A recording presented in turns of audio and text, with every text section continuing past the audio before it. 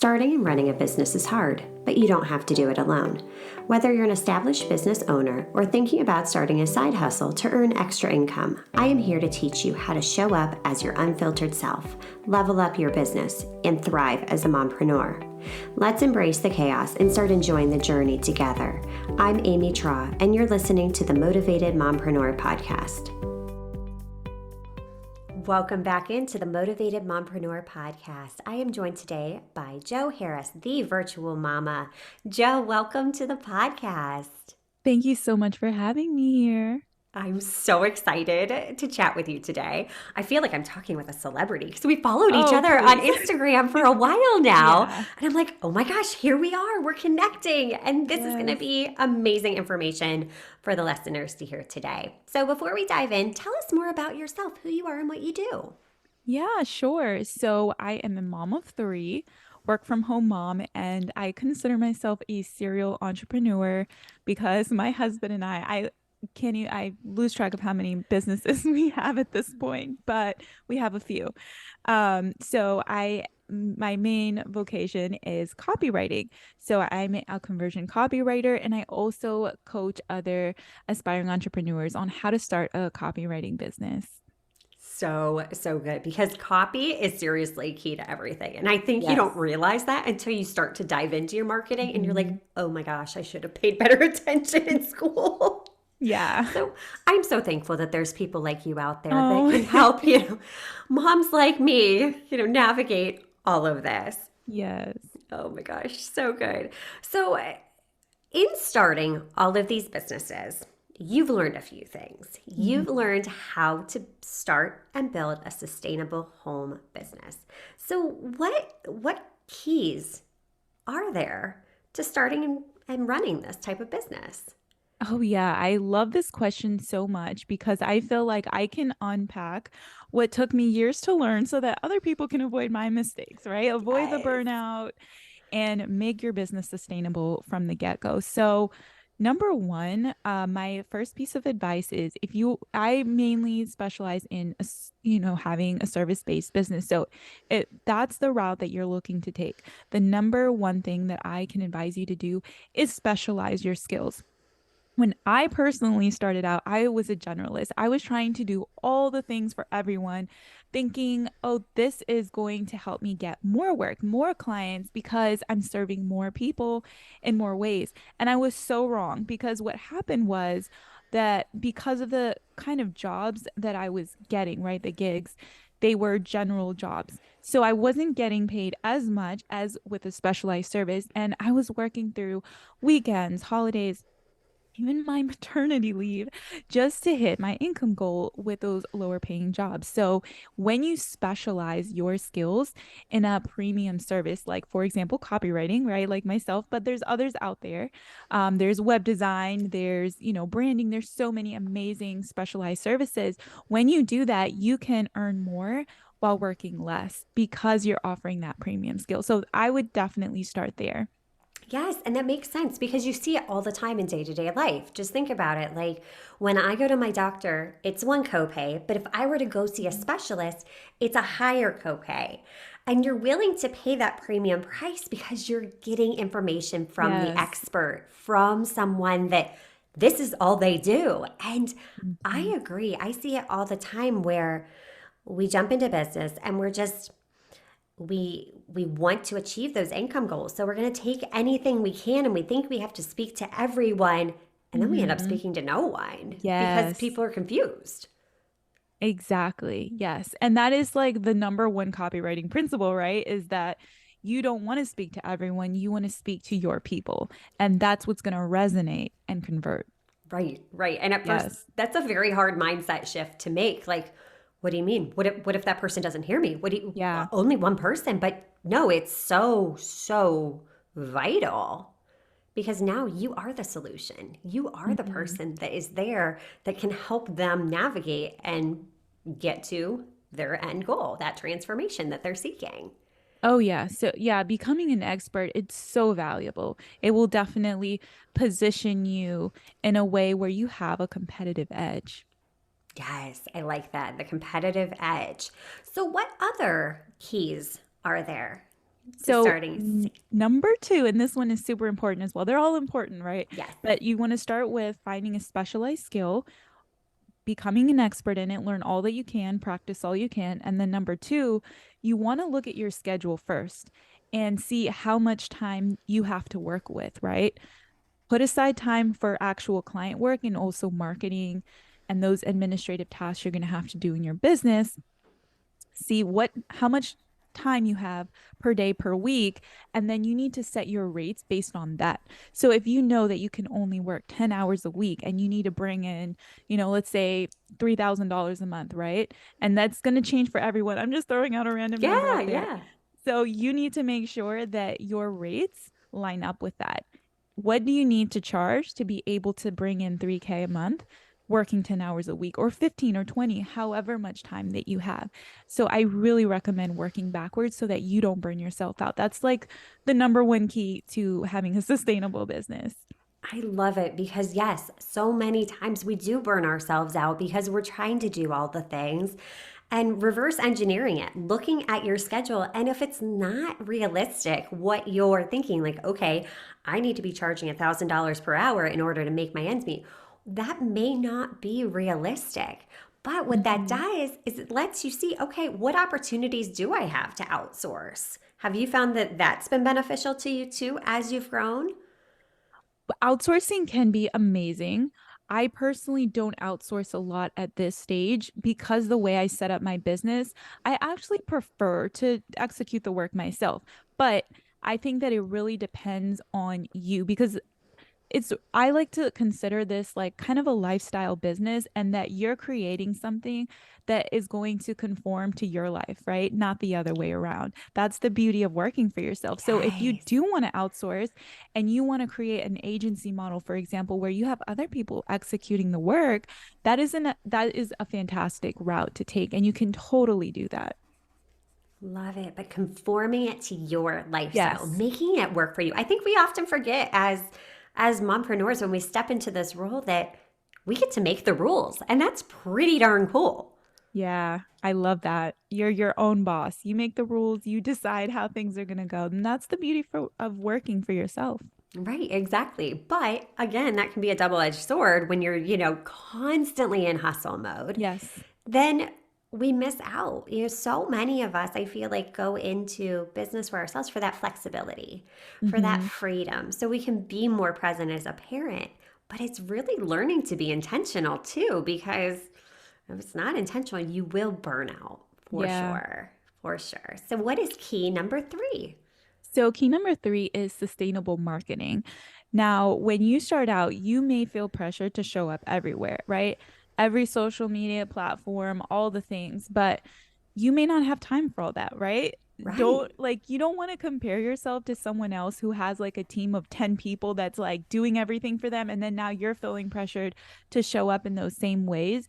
You need to create a sustainable marketing plan that's going to work for you. So what I recommend is find at least one channel, maybe even two that you can show up consistently. And the trick with that is you want to understand where your people are so that you show up there. So let's say for me, right? I'm a copywriter. I work with women-owned businesses. I know that my clients are on Facebook and Instagram. So I show up in those places. But depending on your business and your target audience, you might be on LinkedIn or you might be on another platform. So, really learn who you're targeting, where you need to show up, and don't feel pressured to go all over the place. Just pick one or two places, show up consistently, even if that's 2 to 3 times per week, but just be consistent. Yeah, Joe, thank you. I think you just lifted a weight off of so many I of our hope listeners' so. shoulders, right? Because we do feel like we have to be everywhere, especially for starting out. But by just taking a little bit of time to do that market research and figure out where is your target client actually at? Because if you're marketing to an 80-year-old, they're not going to be on Instagram most likely. So it's Exactly. taking the time to really understand your audience. And it might not be the platform that you love, but that's part of business is knowing that, is adapting, is learning those platforms. And that's the crazy thing with social. It's always changing too. How often does a new platform pop up that we're like, okay, well now I have to be on this one. Now I have to be on that one. is that where your audience is? So thank you so much for lifting that weight off of our shoulders. Yeah, I'm happy to do that. Yeah. Yeah. Now, with sustainable marketing, how do you go about creating a sustainable marketing plan so you don't feel burnt out when it's like, okay, I have to show up today, I have to do this? What suggestions can you give us for that? That is a great question. The number one key is planning. So if you show up last minute, right? It's like, oh, it's Monday morning. I have to post something today. You're going to spend 30 minutes to an hour just creating one post. If you plan in advance, right? And you set one day a month to do all of your content, you might spend 3 hours creating content for the entire month. Because when you're batching those similar tasks, you're able to be more effective and produce more in less time. So the key is really planning and not waiting until the last minute because that is going to drain your time severely. Exactly. And I know sometimes, just the energy suck it is too. It's like you almost have to be in that mindset. And when you are batching, it's like, okay, you can just go into Canva and boom, boom, boom, boom, boom, do your things. Mhm. Because I mean, for me, I post the same. I have a content plan. So it's like each day has a specific purpose. And guess what? Make templates, repurpose things. Like don't make it as hard as we're all making it out to be. Yeah, exactly. And honestly, like when I plan in advance, it just saves me so much time. I know when most of the time when people tell me that it's hard to show up on socials, I know that they're not batching and planning their content in advance. Oh, for sure. For sure. A little bit of planning goes such a long way. And as moms, we're really good at that. We're having to navigate all of these things, childcare and appointments, and if your kids are in sports and, other family members, groceries, dinner, all of the things. Like, we're really good at planning. So use that superpower that you have. Take the little bit of time, plan it out, and it's going to be so much easier. Definitely. And when you're a mom, planning is key because Oh, yeah.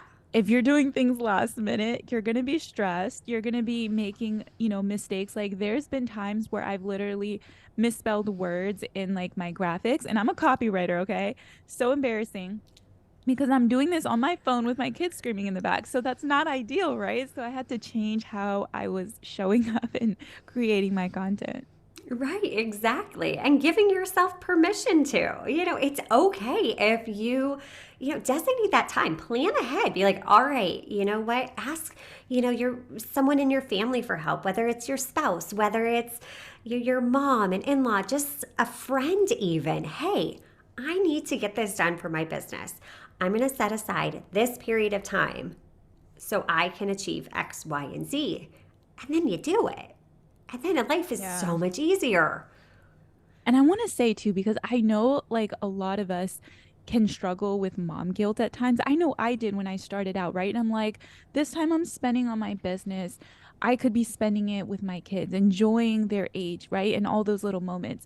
But what I just kind of want to shout to the world and all the moms out there listening is that this work that you're doing is important too.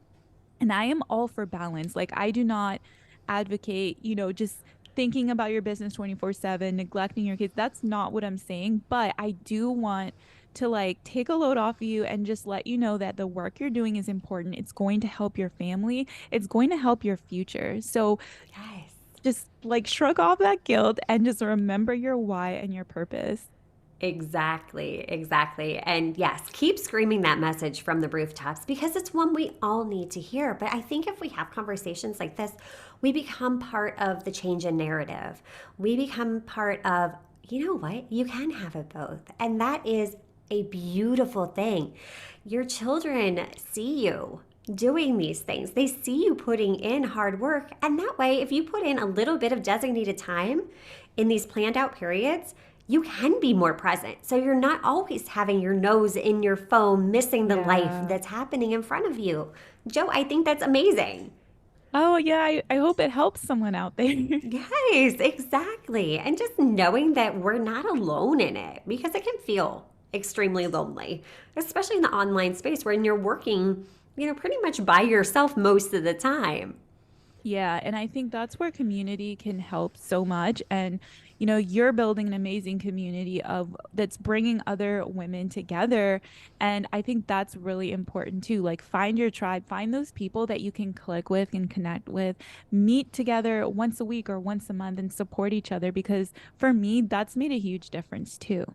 Yeah, absolutely. Absolutely. Social media can be used for so much good in this world. When we just change our perspective, change our intention for it, use it as a tool instead of a weapon for comparison and pulling ourselves down. Like, look at the possibilities. It's like there's room for every single one of us to thrive together. And if we can lift each other up, oh my gosh, we can totally change this narrative and make this world even better. Yes, for sure. Love it, love it. So, Joe, where can we learn more about you and the amazing things that you're doing? Yes. So if you want to learn more about the work that I do, you can visit my website. That is thevirtualmama.com. And I spell mama MAMA. And my social handles are the same. So you can find me on Instagram at the virtual mama. And I have a treat for you. Like, if you are interested in starting a service-based business and you want to learn more about copywriting, I have a free copywriting class that you can take, and you just go to thevirtualmama.com/free class and just go ahead, take that class. It's free and it has a ton of value to get you started. You guys, be sure to follow along with the Virtual Mama on Instagram and sign up for that free class. Joe knows her stuff, and you will get so much value from it. Thank you, Joe, for taking time out of your schedule to talk with our listeners today. Thank you so much for having me. Oh my gosh, it was so fun. And until next time, mamas, stop dreaming and start taking messy action. You've got this. Are you loving what you're hearing? Do us a favor and hit that subscribe button so you don't miss an episode.